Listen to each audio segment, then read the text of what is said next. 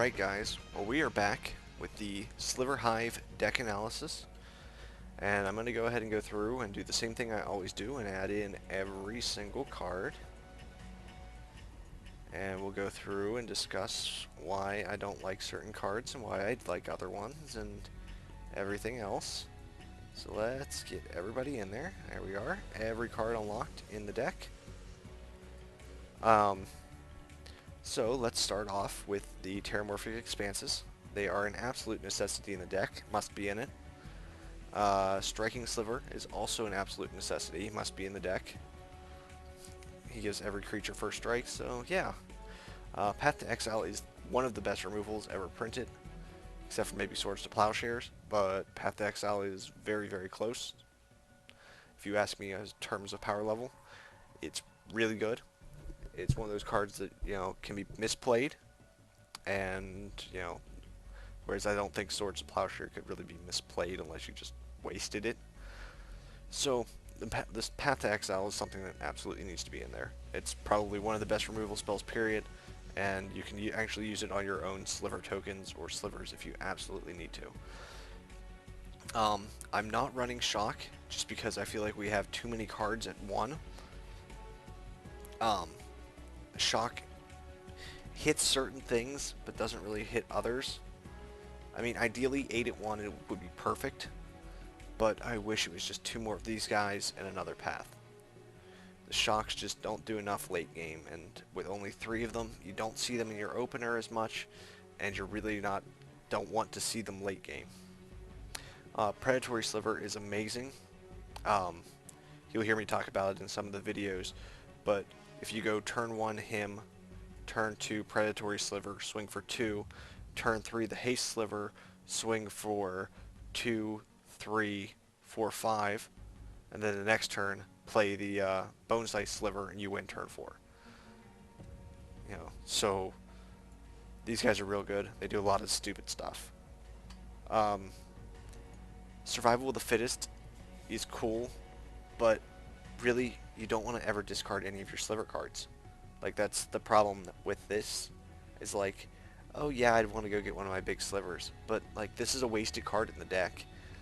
Like, I don't like playing a card and going, well, if I draw a bad Sliver, I can discard it and get a better one. But it's at the cost of a card. Like, in this type of format, you've heard me say 1,000 times how important the card advantage is. So when you play that, like any of the cards that gain you life, I absolutely hate them. You guys have heard me say it 1,000 times. It sits on the field until it's useful, which with the life gain cards is 10 turns, 20 turns before they're useful. They don't win you the game. This one actually has the possibility of winning you the game, but at the same time, it just takes up that vital 2 spot, where you'd want to be casting one of these 7 spells, ideally. Or, in most cases, you're going to go Terramorphic Expanse either the first or second turn. If you have only 2 lands in your hand, and one of them's a Terramorphic Expanse and you play it, you don't want to sack it right away, because it thins out the number of lands in the deck. So, the Rampant Growths, I don't think I want to play 3 of them. Simply because when we look at my creatures to others, I want to have a lot more creatures than I do others. And when I originally was building the deck, I felt like I had too many. Also, the way that I'm building it is much smaller, so there's not this huge ramp that we have to get up to. It usually curves out at 3.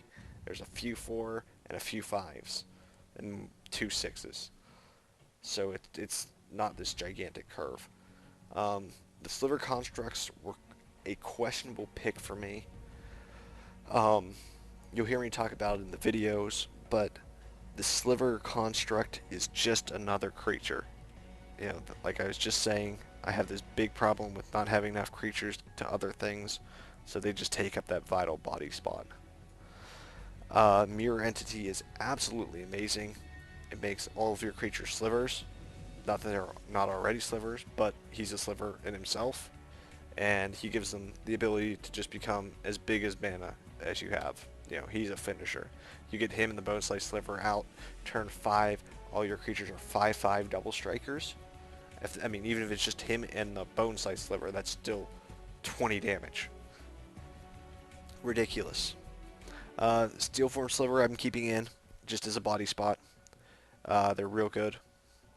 I mean, they get you out of burn range for a lot of them. Keeps you out of shock range. So I think they're real solid. Blade Sliver, you heard me just say that, he's vital for the turn 4 win. So, or the Blur Sliver. So I'm going to leave all 4 Blur Slivers in there. I do like the Unflinching Courage. It's kind of one of those things that, keeps you in the game against an aggro deck. And,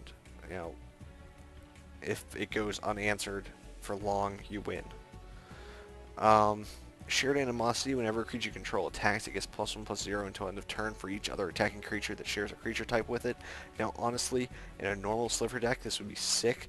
The only problem is, like in this, you're really only attacking with like 2 other Slivers. So, like, if you have 3 Slivers out and you attack, they only get +2/+0. And most of the time, if you don't have the first strike or the double strike, they're not going to help you at all. Fiery Justice is a really good removal spell. 5 damage divided how you choose kills a 2/3 and a 2/2, or a 2/2, a 2/2, a 1/1, or a 2/2, a 2/2, and 1 at your opponent, so they only gain 4 life off of it, or whatever. You can divide it how you choose, and it can easily become a 2-for-1, 3-for-1, 5-for-1. So I'm definitely playing Fiery Justice. The Hive Stirring adds into this other slot here, but really it adds into this slot here. So I really like the Hive Stirring. It gives you 2 more Slivers. Now granted, if you don't have Slivers out, they're pretty much worthless, but still 2 mana for 3 mana for 2 dudes isn't terrible. So I'm gonna leave that in there. Cultivate. You saw me put 2 of these back in. The reason for that is, again, once you cultivate, you're at 3 mana. We can assume that you probably have 1 in your hand. If you don't, you're going to cultivate, you're going to hit, you're going to immediately go up to 5 the next turn, which you don't want to always do. You've got your 4 manas here that are just sick, and you've got, like, actually just 4, 5s, and 6 there, but that's okay. So I mean, like, sometimes you want to go up. A lot of times you don't. Normally you're comfortable on 3. So I don't want to play a lot of them, but at the same time it thins the deck really well. And at the same time it also mana excels you pretty significantly. So I'm leaving Cultivates in there, 2 of them. I think that's the right number. Bone Slice Sliver is an absolute must. I mean, he's broken, so you should play him. Indestructibility is cute. It's nifty. But with a lot of the cards that I've been seeing, especially with Path to Exile even being a possibility and Slivers being as good as they are, people are going to play Slivers and people are going to have Path to Exile, so the Indestructibility is just an absolutely wasted card. If for some reason that you are completely and utterly getting aggroed out online, Faith Fetters might be a good idea, or if there's a creature that has a very interesting combo or something, Faith Fetters may be good, but I don't really think it is. Armageddon is one of those cards that, if you're ahead, you cast it and you win the game. If you're behind, you can't cast it. So it's like, my logic with cards like this is we look at it and go, well, if I'm already winning this game, that is absolutely the most annoying foil thing ever. So we're going to stay on the Bone Slice Sliver for a second. Of course, it's just going to keep doing it.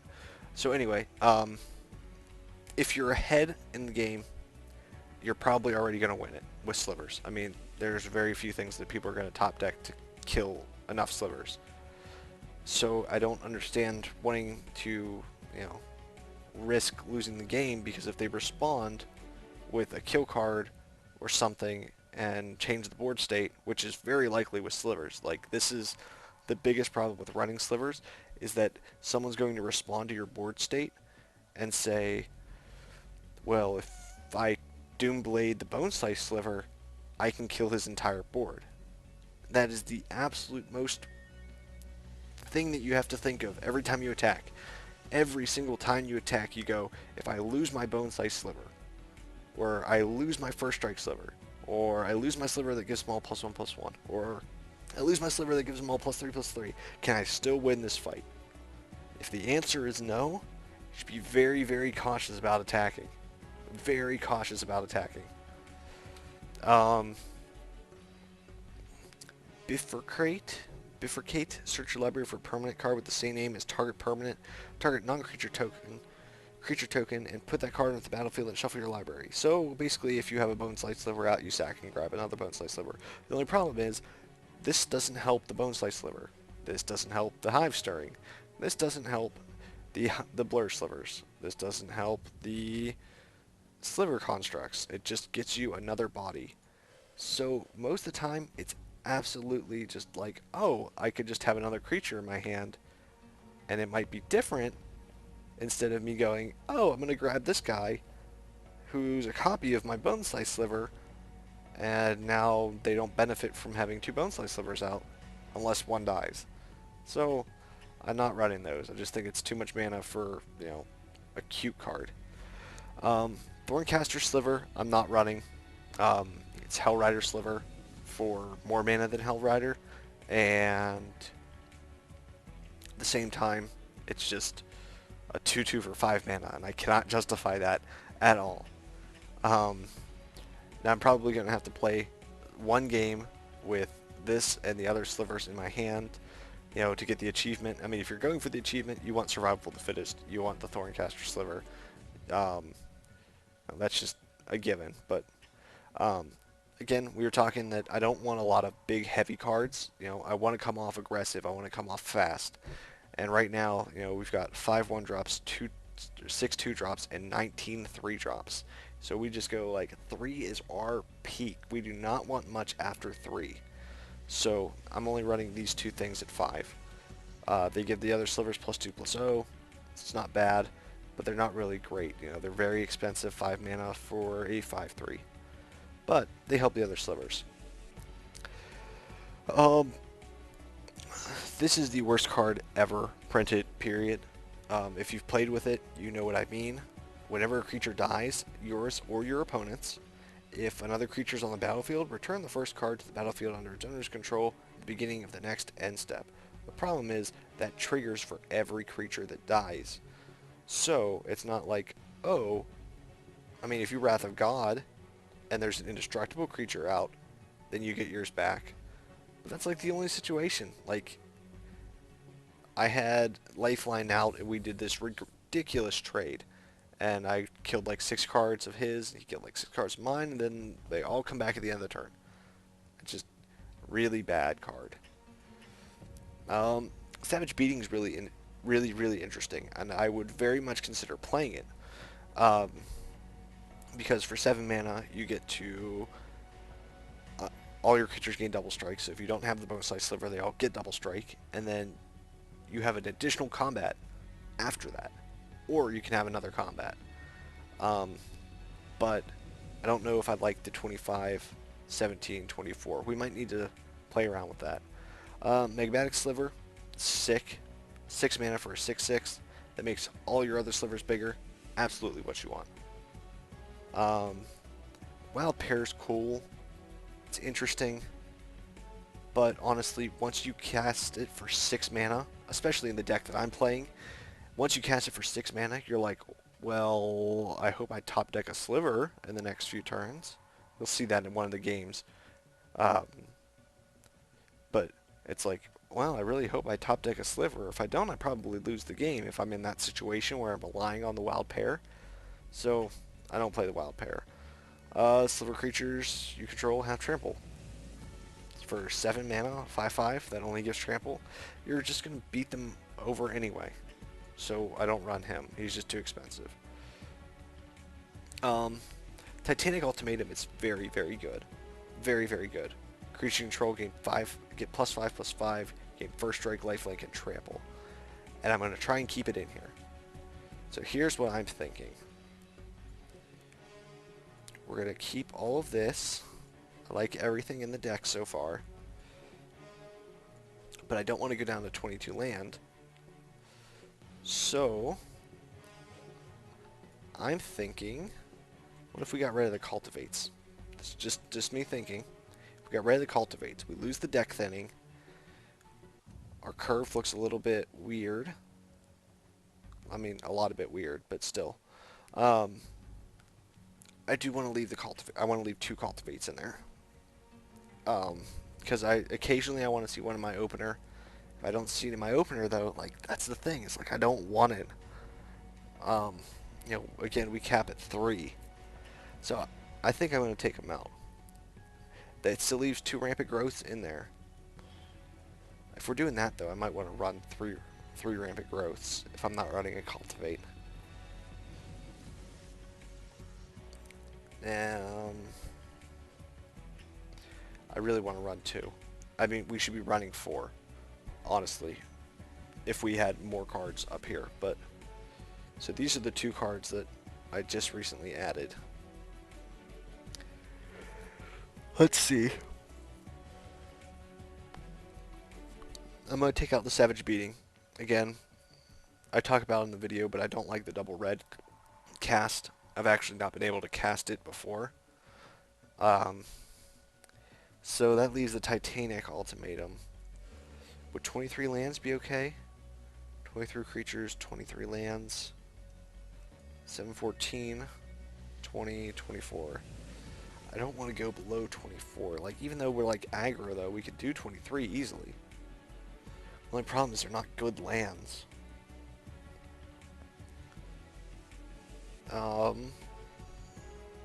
So what do we get rid of? I think it's probably in our 3 mana. It's probably a spell. So maybe we get rid of one of the Fiery Justices. No, they're really good. They are really good. We don't go down to 22 creatures, that's for sure. I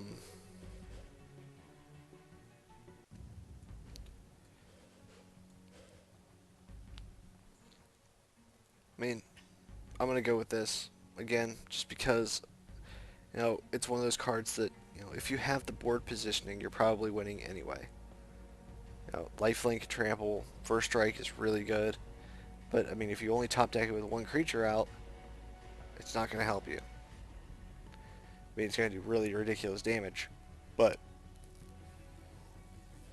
I like this a lot better. This is, we have 5 at 1, 6 at 2, 3 at 19, or 19 at 3, 2 at 4, 2 at 5, 2 at 6. So, I think that's what I want to do. If you guys see anything that you think I need to change, let me know, but I think that'll be the end list. So let's go through it one more time. 4 Terramorphic Expanses, 2 Striking Slivers, 3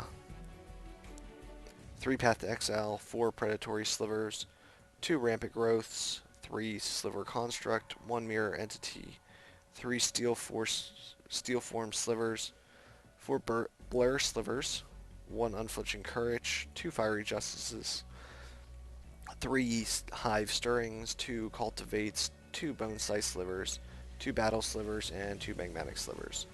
Also, I'm expecting them to do what they did with the last deck, because under last duels, there's promotional unlocks where you can enter a code and get promo cards.